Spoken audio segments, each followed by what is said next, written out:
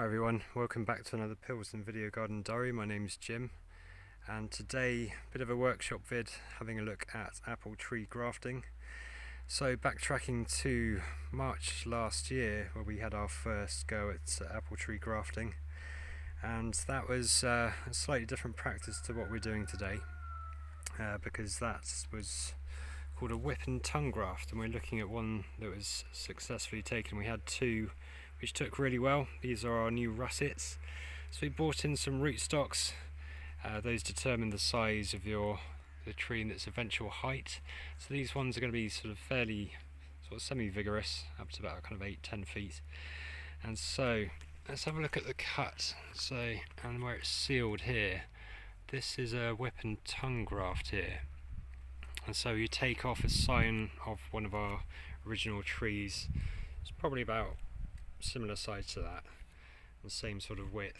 You make two cuts and then have corresponding cuts in the rootstock there, put them together, and then you seal it with this grafting tape here, keep it watertight. And we had two which took really well.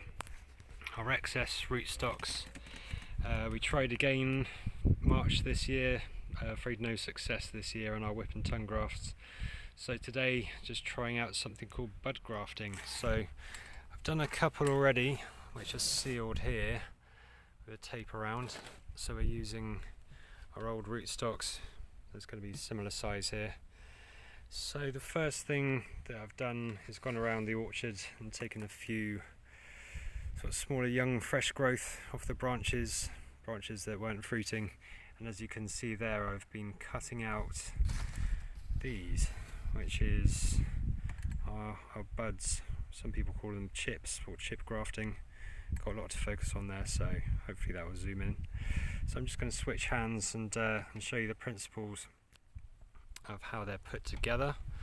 So you take, here we go, you take this chip or your bud, and the bit that I'm holding had a leaf on the end of it. It's quite handy to use this as a bit of a kind of handle to put on. So just take the leaf off there, and then, sorry, just focusing there. It's quite a big backdrop of squash, so hopefully it'll focus up okay to show you here. And we match up these two. Come on there. Okay, so we match up the cuts onto the rootstocks here, and it goes into place like this. Apologies about the focus, hopefully we'll get there.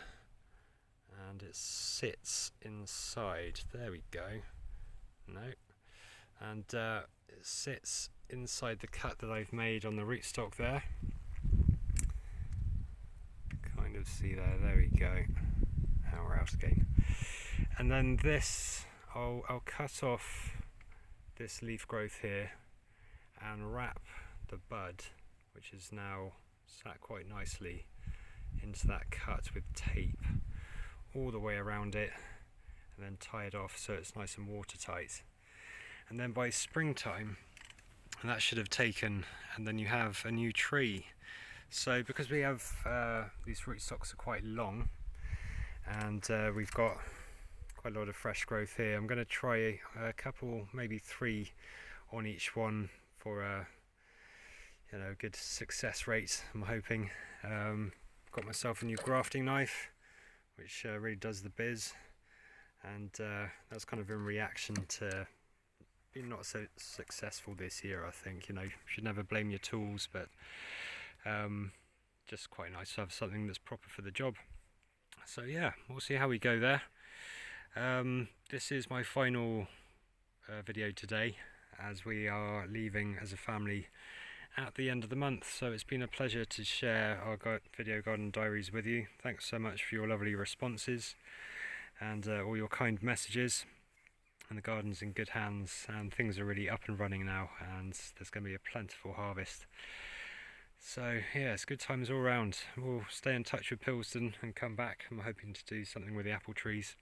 I'll see how we go. So thanks very much for watching, and hope things are well with you, and all the best. Cheers. Bye bye.